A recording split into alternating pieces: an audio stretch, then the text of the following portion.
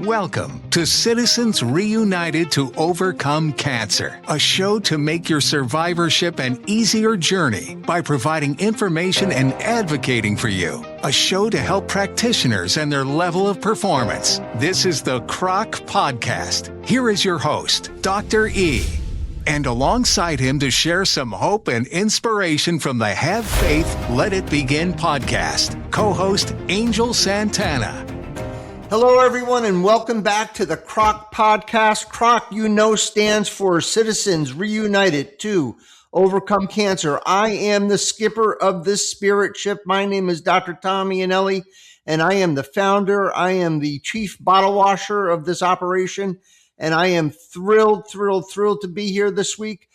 We have such a special episode. Angel Santana, we have a special guest this week, and the special guest is a friend of mine that goes back over 2 decades. What do you think about that? The first thing that stood out to me was, well, first of all, let me say hello to the CROC Nation. It has been a crazy week, but a great week. And the first thing I noticed when you mentioned his name is that he is a DH of his initials. And, as baseball fans, there's nothing greater than the greatest batter, and that is a DH. So welcome in DH himself. I'll let you introduce him. I'm excited. Well, I certainly will. Well, before I introduce Danny and tell everyone our history, let me just set the table. So last week, we began a very, very important conversation about a very scary subject, and that is artificial intelligence and how artificial intelligence can help our survivors have a better survivorship. So we discussed how AI can help you organize your medical records. We talked about how you could use AI to better understand your treatment history, how you can prepare yourself better for your doctor visits and get those questions queued up, become better advocates for yourselves. Always remembering that AI is a tool. It can never replace that of an experienced practitioner, and it does make mistakes. So this week, what we wanted to do was not only just tell you what AI can do for you, but actually do a tutorial, a how-to, an introduction to AI to make it more practical, more hands-on, and how just an ordinary survivor can use this powerful technology in their survivorship lives.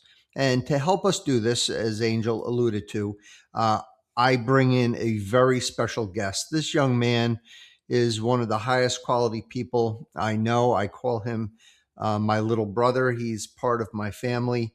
We know each other for over 20 years. And I am so proud of him. I've seen him rise through the ranks and become a very, very potent entrepreneur in the digital world. He is the principal of Broken Reality. He's going to tell us a little bit about that. Dan Hendrickson is extraordinarily gifted, not just with computers, not just with graphics or video, websites, but really he's gifted in all aspects of humanity. He's a very wonderful, caring, sympathetic, empathetic, ethical gentleman. I've seen him through many dark days and many, many, many bright days. I married he and his wife, Jess, which is, I am also, yes, Angel, I am also a certified reverend of the Universalist Church of the universe, and I do weddings. So, but I want to get personal. Danny's importance to our organization goes far beyond his professional expertise. For decades, he has worked quietly behind the scenes for us. He has been responsible for enormous amounts of technical and creative work behind our organization, behind our presentations, our dinners, our videos, our productions, our website, and many of the projects that help us communicate with you, the survivor. Danny has never been someone who looks for attention. He does not look for credit, but the truth is, much of what our organization stands for, what we've accomplished over the last 25 years, could never have been possible without him. Danny, welcome to the CROC Podcast, my friend. Tom, Angel, thank you. Guys, happy to be here. That is monumental and a super warm welcome. Thank you so much. Um, being a part of CROC has had an extraordinary impact on my life, and I'm happy to be of service. I'm happy to be useful, and to tell you, it's taught me so many important lessons in my life, and I'm eternally grateful to the people I've met, to the lessons I've learned, and I speak about it to this day to my dear friends and some of my professional acquaintances as one of the shining achievements in my career. So thank you for that and the opportunity. And again, I'm super happy to be here. Oh, we're humbled to have you, my dear friend. Danny, before we start actually getting into the AI stuff, I just wanted you to tell everybody, give a little overview of Broken Reality and your vision and where you were and where you are and where you're going.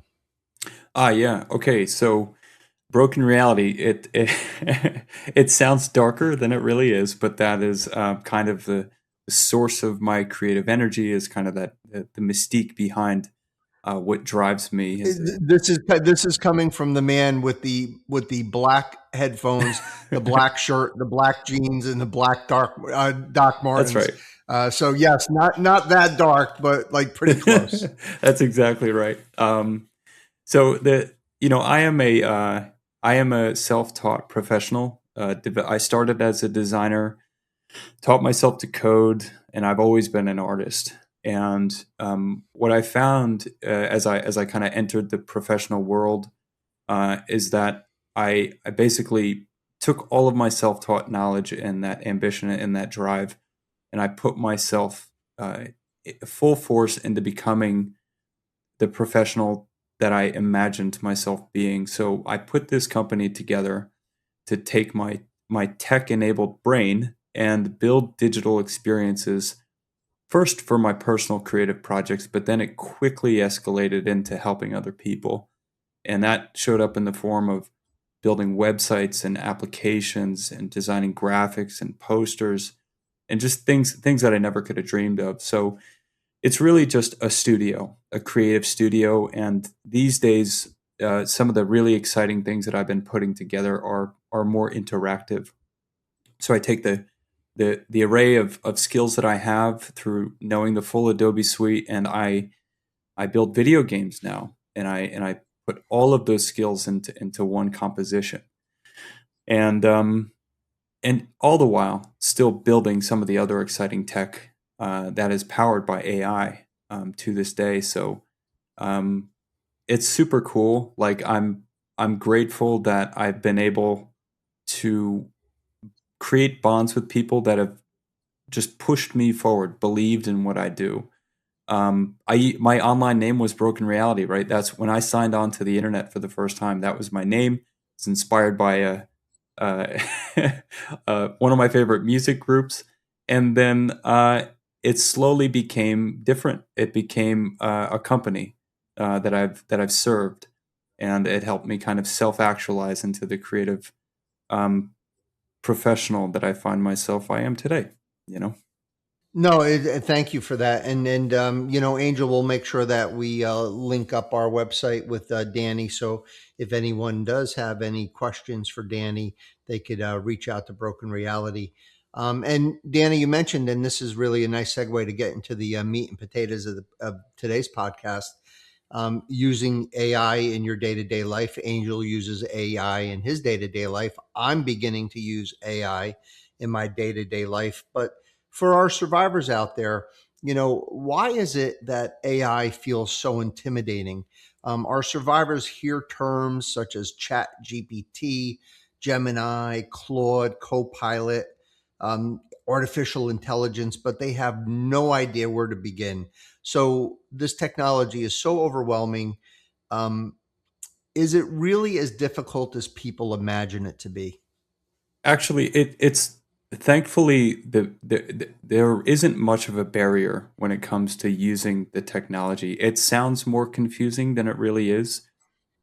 Fortunately, the the people that have built this technology have made it accessible in a way to where Like, so here, the best analogy I have is like it's like a car, like that the engine is wildly complex, but driving isn't, right? If you know how to drive, you don't necessarily have to know every nut and bolt underneath the hood. And with that in mind, this particular technology is all conversational, right? There are no manuals, there are no commands. You can just start typing. Like if you can text a friend or a grandkid, you can use AI. And these days you can literally use speech, and that tech and that experience is actually getting better and better, like week by week. So it's the first interface in our lifetimes where you can speak in plain English, you can speak in Spanish, you can speak in Japanese, and it will understand you and it will talk back, and it will meet you where we are, like where you are, really. So if why I think it feels intimidating is because there's a lot of hype around it. Um, some of it is warranted because I think it's the aggregate of human knowledge, right? You basically can ask this thing anything. And that's probably why it feels so intimidating. But the best way to get started is to ask it something that you know about, right? That's like ask it about where you grew up, see if it's accurate, get a feel for it that way. Gotcha. So Danny, let's so thank you. So really, in essence, um, our survivors should not be intimidated. They should be actually excited. Does that sound accurate? Yeah, they should be excited, and with any new technology, they should be a little suspicious, right? Because as cool as the technology is, I think you should kind of learn to basically look at it as like here's an example. The first time that you use this technology, it's going to be pretty eager to get back to you and to respond, and it's going to tell you you're a genius and that you have great ideas, which is likely true. to give Well, with our survivors, for yeah, sure, 100%. right, to give them some The credit. host of this podcast, I'm not sure, but for our survivors, for sure. Yeah, so the technicians and the engineers are trying to give you a really great experience.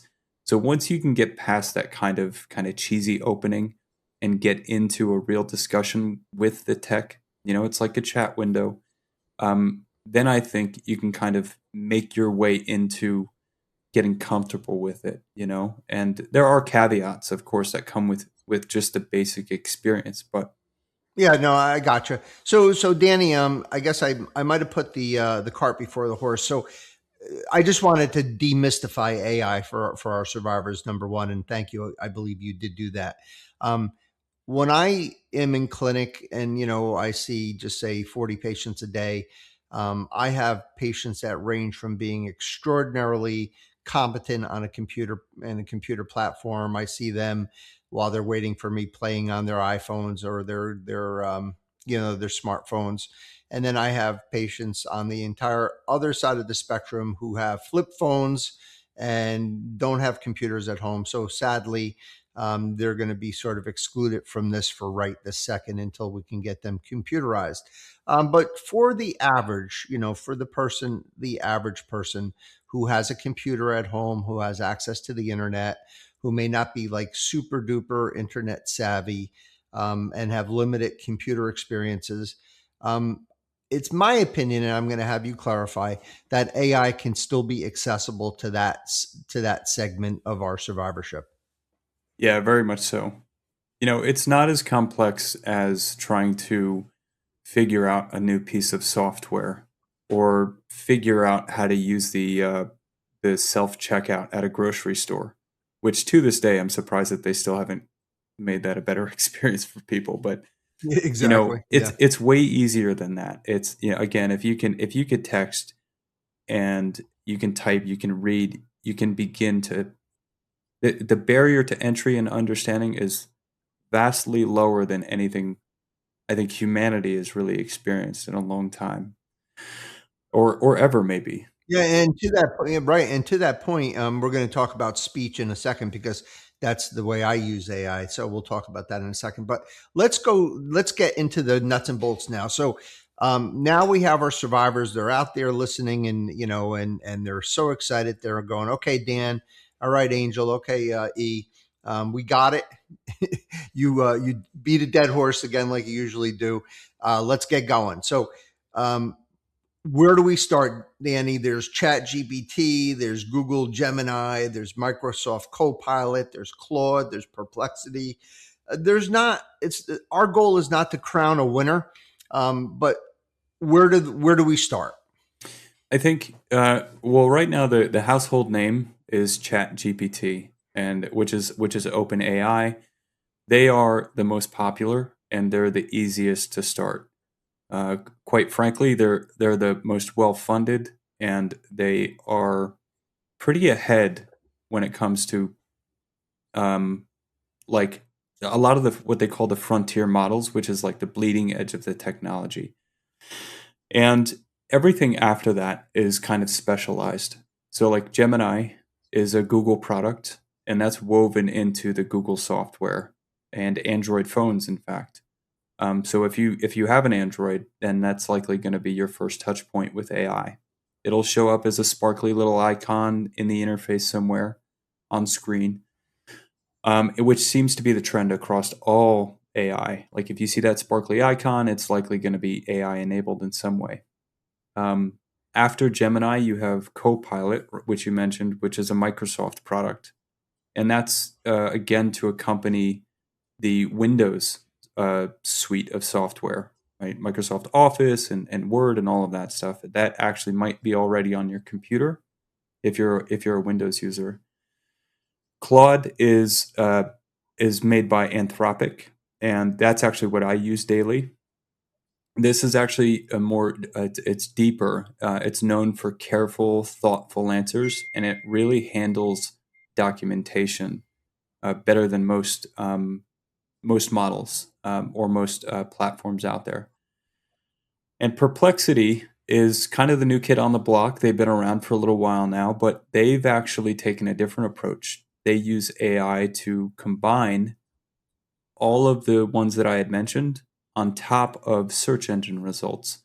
So if you ask Perplexity a question, it will take an aggregate of AI responses as well as search engine results to give you real citations and to avoid like making stuff up. Like this technology will basically serve you any information that you're looking for, but you want it to be trustworthy. Perplexity is actually really great at doing that. I think that they're doing something innovative. And there are many others. Well, we'll just start with those couple. So Danny, a survivor gets the computer up. How would they find ChatGPT? How can they get that on their computer? So there's two ways that you can, whether you're on a computer or a mobile device. On a computer, it's just right through the browser. You can go to ChatGPT. You could search for it. You can go to the website, or you can install the app on your mobile phone. And they all have apps on their respective app stores, right? Google Play Store has ChatGPT, Gemini, Copilot, Claude, and the same thing on the iOS App Store. And all of these platforms, again, are available in a browser. So if you visited a website in the past, you just literally go to the website and you can use the same chat interface online. And it's really that simple. They're trying to sell like different tiers of usage, like $20 a month. Yeah, I was going to just ask about does it cost? What's it cost? Right. That's the so I recommend people start with the free level always. Most people aren't going to need engineering level AI. They're going to need answers to their questions.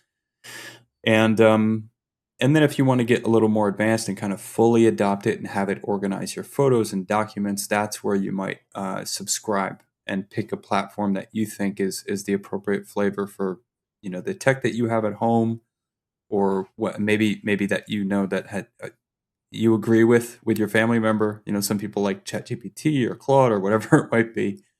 But yeah, it's really just again about they have app stores, and you can jump on there and on through the browser as well. So Yeah. So, Danny, actually, let's hold on to that idea for a second. I think in two questions we're going to ask about, getting our survivors having their records, organized. So we might talk about, maybe what tier might be good for them to invest in for something a little more complex than just a question.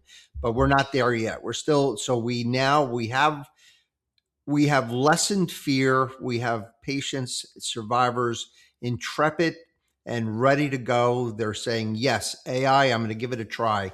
So now let's talk about that. A couple of the training exercises, some introductory questions to sort of get used to it.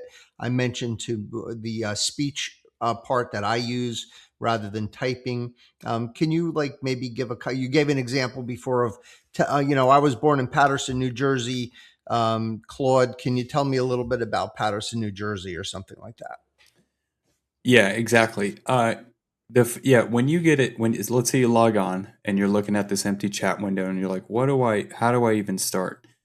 There are the two approaches I think that I like is that you can ask it something that you know well, right? Like tell me about Paterson, New Jersey, or for me, I would be tell me about Adobe Photoshop, and I want to basically I'm measuring, I'm seeing like how accurate is this thing, what is it going to say?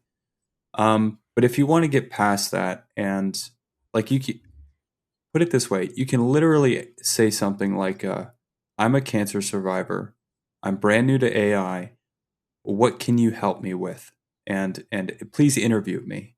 So instead of the fear of asking questions, have it ask you questions, and it will literally step you through that. And if it gets too crazy, like, tell me about your diagnosis or anything like that, like you don't have to necessarily volunteer that information. You can say, look, I'm building trust with you. I don't, keep it simple. Like, let's keep it light. You literally have that level of flexibility. There's no boundary to what you can ask this thing, but you can basically tailor it to your comfort level, if that makes sense. And I think that yeah, 100%, Danny. As a yeah, matter of fact, I was telling the survivors last week on the podcast, you could even, come up with your own name, what you call your AI. I yeah. call my AI Zin in honor of my cousin who passed away. You call Claude, right? But I don't know, Angel, do you have a name for your AI? Oh yeah, I call her Faith.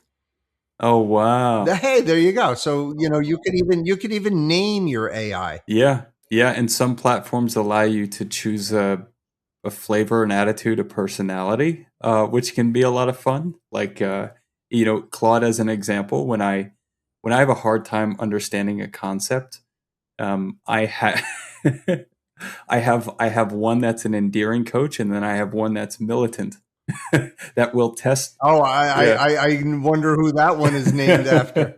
that's right. So there's a few ways that like once you get comfortable with it, you could play with it.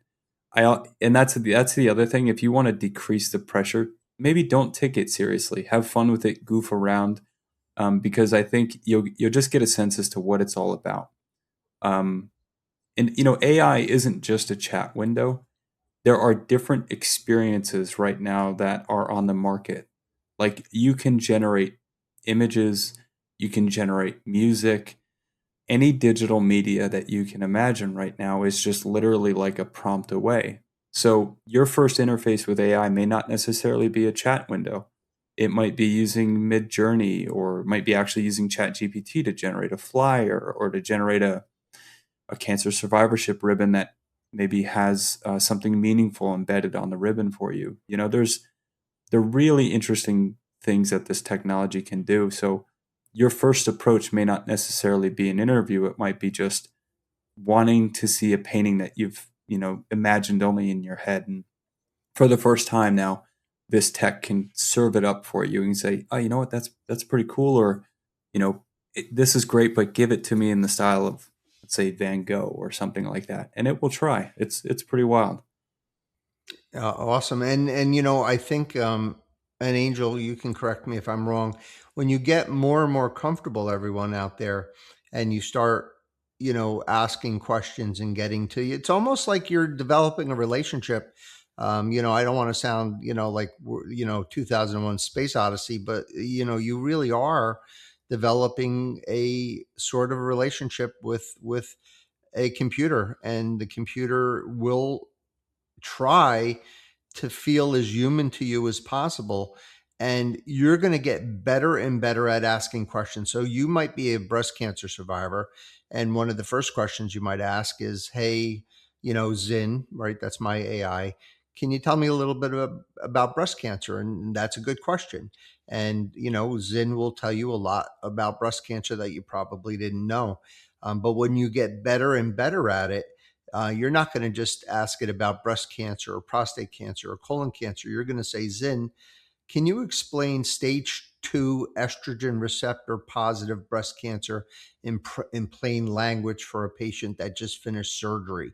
And as you get better at the questions, you're going to get better information directed for what your journey is. Would you guys agree with that? I do. I mean, for me, not to cut you off there, Dan. I think for me, I've learned over time that the more you interface with the AI, the better it is. And then the more you do it, the more they learn about you. Sometimes I'll just say, hey, Faith, good morning. And she'll say, hey, how was that sermon last week? And I'm like, wow, I forgot I told her about it. And you know what I mean? So, yeah, I mean, you do it in bits and pieces, one leg at a time, but you only can do as much as you are are knowledgeable about it. And Faith helps me, my AI, as much as I help her. Exactly. Wow. Exactly. That's incredible. It does pick up on, it remembers you, and it will also, if one day you don't have enough energy or whatever it might be, it can be a great companion in that regard too. Like, hey, I'm tired, or I'm tired. I don't have much energy to read this, super verbose description that you gave me. Just simplify it. I need a couple short bullet points. Help me out here.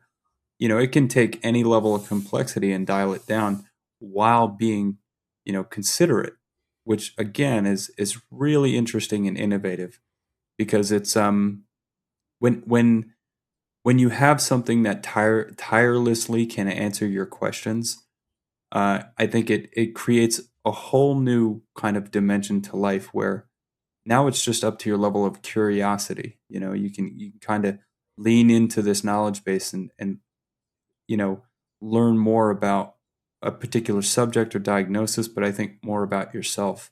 Like, one of the things that I didn't expect about using this technology, and here's a disclaimer: I didn't, I'm not selling this technology. Like, that's important Right. to note. Thank you. Um, That's important for our survivors to know that. Yes. yeah, like, I just use it all the time because it's like having, technological superpowers. But after using it for a couple of years now, one of the things that I had done, and actually got goosebumps thinking about this because it still kind of surprises me, but I asked it about myself. I said, tell me, after we've been working together for a few years now, tell me about myself. And it gave me kind of an interesting summary. It was a little placating. And then I said, well, okay, what are my blind spots? What can I do better? And that's when things got really interesting, where it kind of got deep, and it surprised me in a way where I was like, you know what? It's right there. There are ways, the interesting thing about this technology is that it is a bit of a reflecting pond of humanity. And you have the opportunity to kind of learn more about yourself if you allow yourself the permission to kind of approach the tech in an honest and earnest way. So, that's getting a little, into the outer space realm, but I figured it was worth sharing. No, and it's really important. I was going to, kind of lighten it a little bit and say there are going to be many fights between husbands and wives and partners, because sometimes the AI will remember things about your day or your week that your partner will forget, and they'll say, "Oh, good morning, Tom. How did you sleep last night? I know you had a really hard day at work yesterday." And it's like, wow, my wife never even asked me that. You're asking me that. So, I'm hoping that it's not going to get too weird out there. But let's lest we digress. Let's get back Yeah. to the work. So remember, I said we were going to hold on to that organizational thing and maybe talk a little bit about some of the tiers and things about maybe now you're getting more familiar. You're on ChatGPT. You're hey, Zin, I'm going to go see Dr. Iannelli next week, and it's my one first follow up after completing treatment for prostate cancer. What should I ask him? When will I know if I've done well? What should this visit look like? So now we're going to get past that a little bit.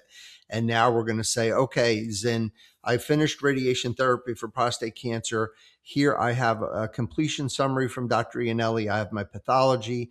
I have my urology consultation, my medical oncology consultation. I have all my medications, and I have, all my medical history. Now I'm going to scan them into a scanner, and now I'm going to put them into AI. And Danny, take it from there. So this is actually one of the single most effective things that this technology can do with any.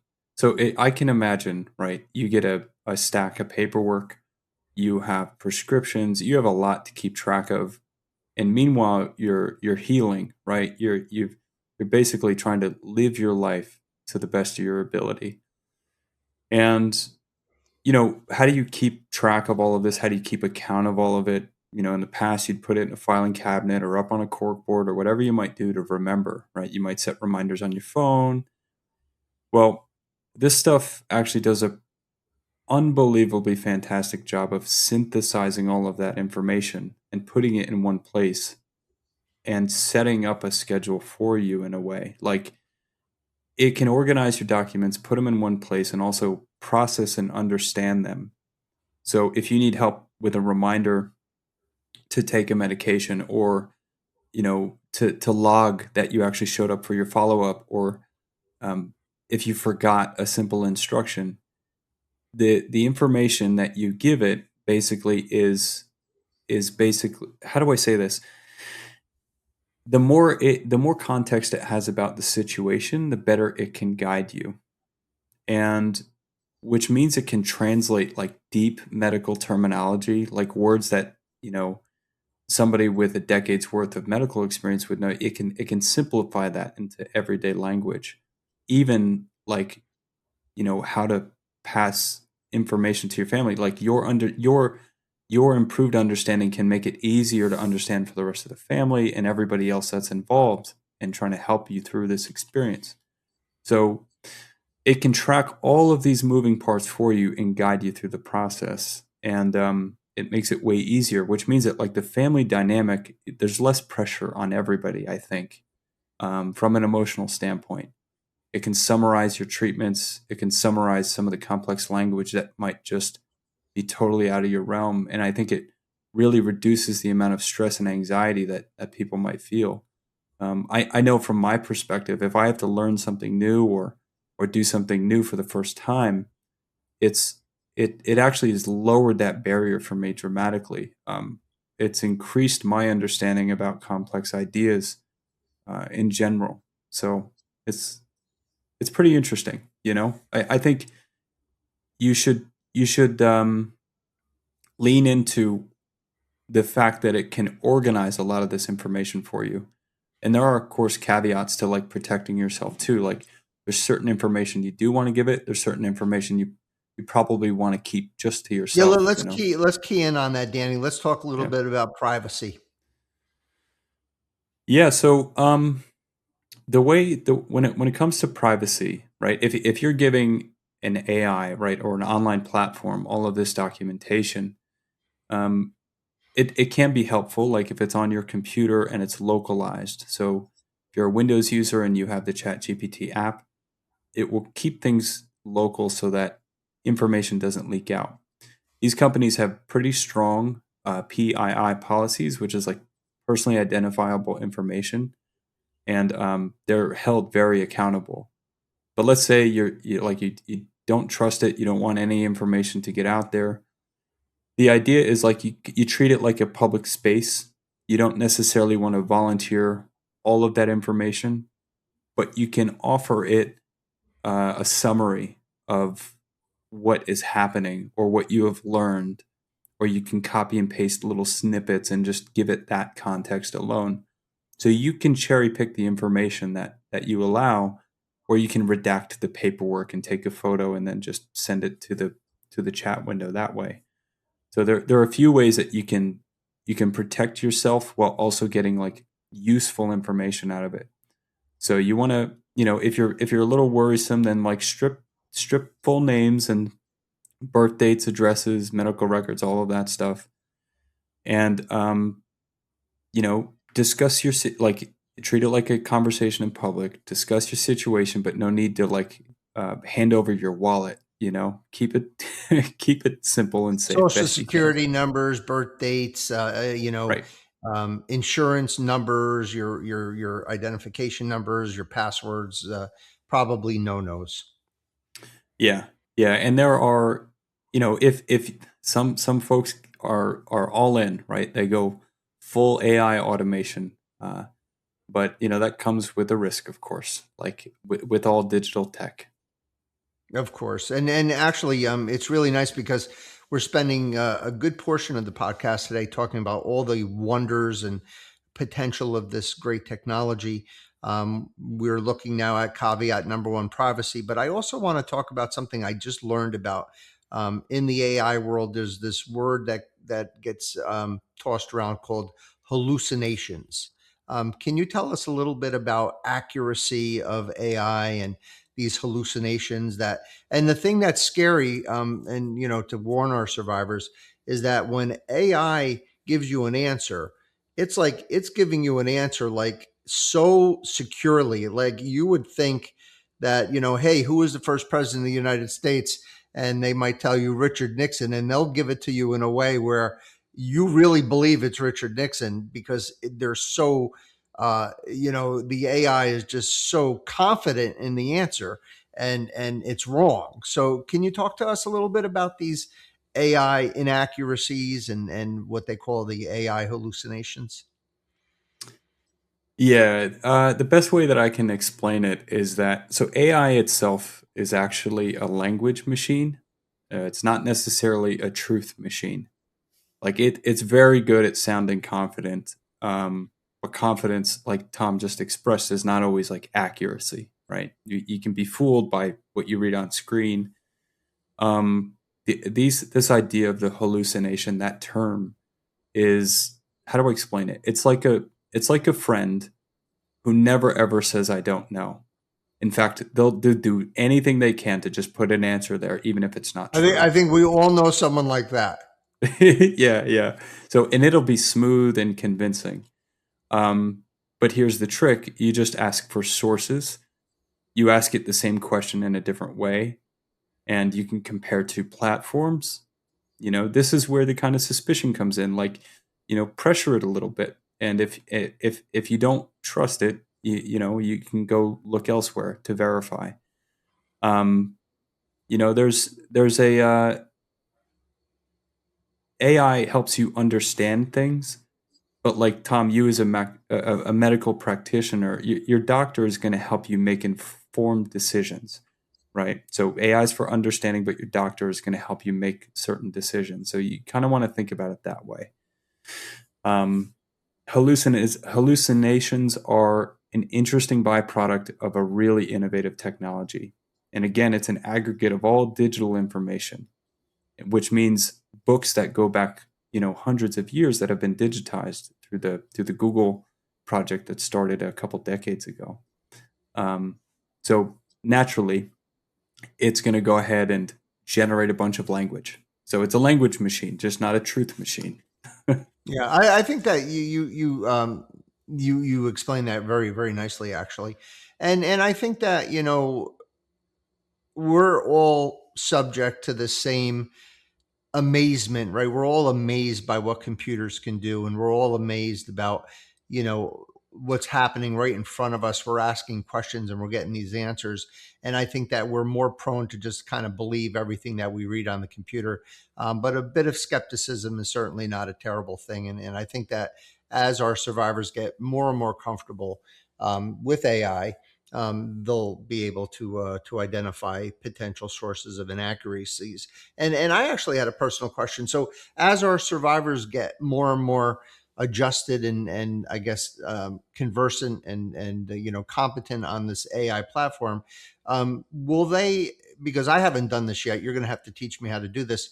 Can they layer AI? Meaning, like if I'm doing a project with ChatGPT, and then I want to bring in Perplexity for my sources, and then maybe kind of clarify or do a do a fact check with Claude.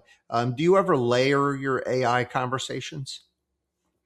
I do actually. My particular style may not be the same as everybody else's. The way that I've been doing it is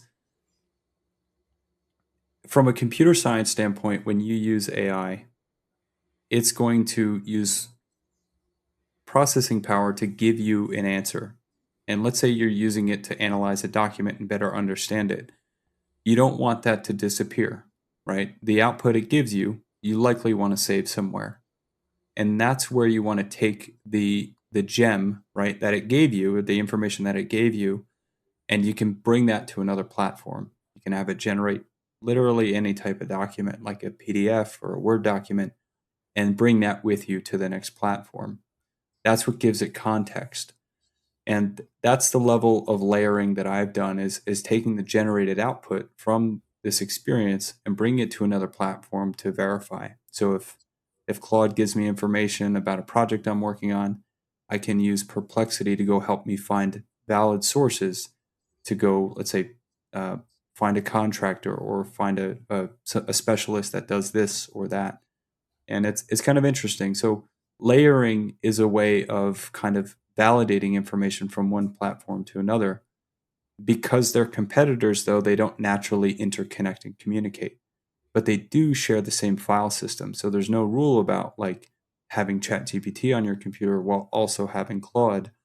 They might in fact be aware of each other and be looking at the same documents, which is actually an experience that I've been going through lately. It's pretty interesting.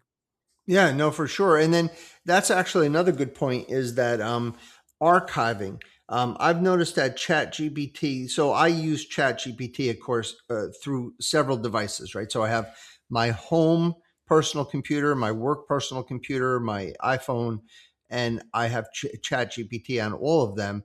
And when a subject comes up or I need information, whatever platform, whatever device I happen to be on, doesn't necessarily archive to all of the other ones.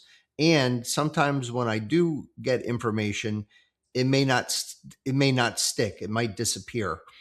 So how would you recommend people save their work, sort of? Well, there's a few different ways. The online experience between the app and the browser, for the most part, will retain some information about your interactions with the AI. One of the best ways that you can kind of create containers of information or archive things is to create a project. So every AI, like, so here's what I've done. I first started with ChatGPT, but then made my way to Claude because, well, Claude was more effective for some of the like code related stuff that I do. But between the two platforms, I created projects and everything from personal to professional. So I have a project that tracks my personal development as a human being. I have a project that continually checks my email for appointments and important information. And I have a project that will continually check my desktop for things that need to be filed away and stored accordingly. So projects are a way of organizing the information, at least to kind of keep them siloed. It also has a way of kind of self-organizing files if you allow it, which is pretty wild. Yeah, no, very good. Thank you for that. And getting back to the question about now that our survivors are getting savvy and they're getting good and they're starting to organize the records and they're getting to be real whizzes with AI. When would you recommend that they start looking at different sort of, I guess, product levels, like, start paying for their, to get better services? Oh, I see. So this is the tricky part. Every AI company right now is selling what they call context windows, and it's basically the amount of memory that you can store on their platform, which is actually why I think it's important to take the output it gives you and store it locally or save it somewhere. This way, you can kind of keep your plan affordable and not go into the higher tiers, the more expensive tiers. And they they will also let's say you want to generate a few images as a gift or something to somebody. It will give you a certain amount of images that you can generate in a day. Um, like the more usage usually will mean the more context and processing power that they'll unlock for you in each level. I think a lot of the basic tiers start at around $20. They really try to keep it affordable. As you approach the more professional levels, you're getting to roughly around a few $100s a month, depending on how often you use it. Gotcha. So I think that, Angel, you can help me on this one. The recommendation I would think is start at the lowest level. Work yourself through it, and then when you notice that you need more, then you just upgrade, I would think. Absolutely. I mean, I started free, just like you said. In the line of work that I do with my podcast, I found that I needed more, we'll call it firepower, my first level of tier, because of the generated artwork, thumbnail, as we would call it in our industry. And I wanted it to be more professional looking. So I got into that first tier. But again, you only go with what you can afford, and what you're going to use it for. I used the free version for 6 months before I even went to the next tier. It was just a choice that I made. I could actually live without that tier. Because there are other programs that do the same thing, but it's really more of preference and user friendly. So I've never used Claude. I'm going to look into that. I've used the ChatGPT, and I just got Perplexity. It's so funny you say that, because somebody recommended it to me, and they're all very good user friendly based programs. Gotcha.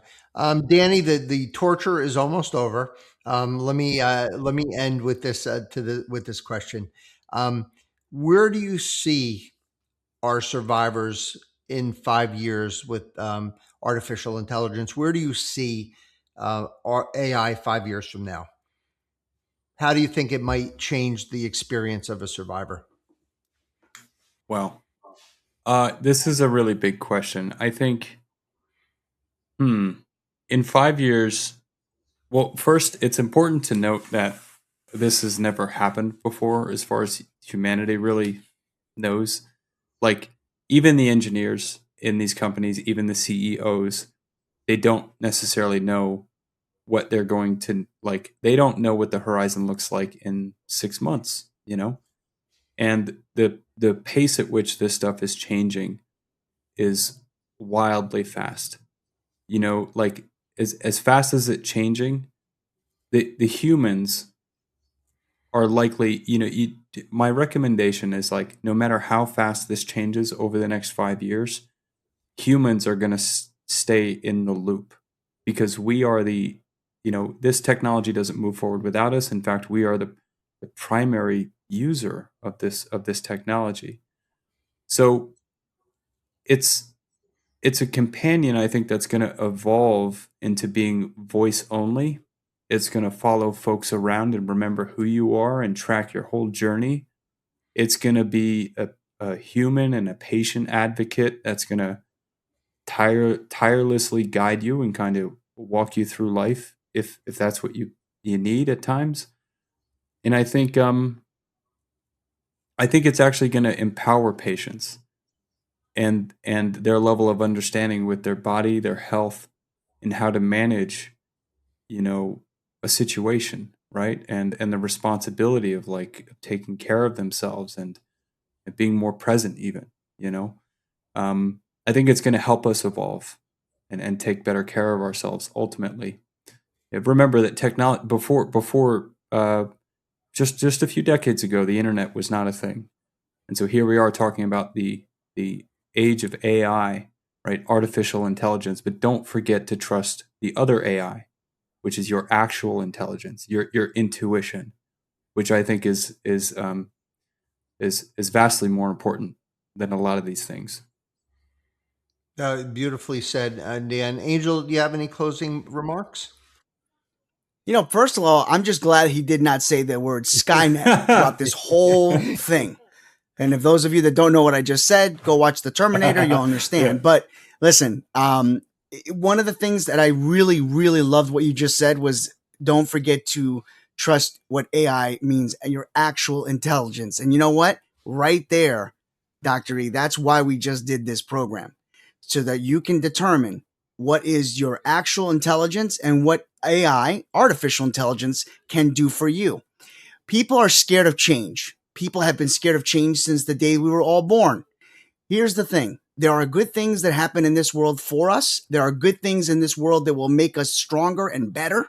And I think that when we sit back and really engage a little bit more and be a little bit less cautious, even though we have to be very cautious in the artificial intelligence world, we have to remember that at the end of the day, we need to evolve. And I think that this is going to be the way of the future. And I think it's going to be very interesting what happens within a year, even 6 months from now, as you stated. Yeah, no, I agree. And Danny, I have to say this, I am just so proud to have you, not just be on this podcast today, but to have you as a friend, to have you as a brother. This podcast and the way you presented this information and the way you presented yourself, you have grown into such an articulate and caring. I mean, it comes across so clearly how caring you are toward our survivors. And, you really are the real deal. And it is an honor to share a screen with you today and to share a life with you. So with that being said, now that I've embarrassed Dan, let's end this sucker. So all my friends out there, all of the CROC Nation, artificial intelligence is an amazing resource for you, but it doesn't replace your oncologist. It does not replace your nurse, your family, or your own judgment. The greatest value of AI is really very simple. It's just there to help you organize your information, understand the language, formulate better questions, and become a more confident participant in your survivorship. So with that being said, I really hope on behalf of Angel and the board of directors, and of course, Danny Hendrickson, that these two podcasts, this sort of series on AI has been impactful for you. And I hope that you're able to take this information and use it to your advantage. And of course, whether you do or not, we feel the same about you. You're going through a struggle. Your survivorship is not easy. And we're hoping that this just might be a device, a tool to make that survivorship just a tiny, tiny bit easier. So on behalf of Angel, Danny, and the entire board of directors, we end this podcast with our CROC blessing, wishing each and every one of you out there a very long, a healthy, and a happy, cancer-free life. God bless you. God be with you. Peace. Hey, CROC Nation, if today's message inspired you, please subscribe, download, and share this episode with your friends or someone who you believe needs it. Visit us at crocvip.com to connect, learn, and join the fight. Let's spread hope, one story at a time. Until next time, remember, we are not just a podcast, we are a movement.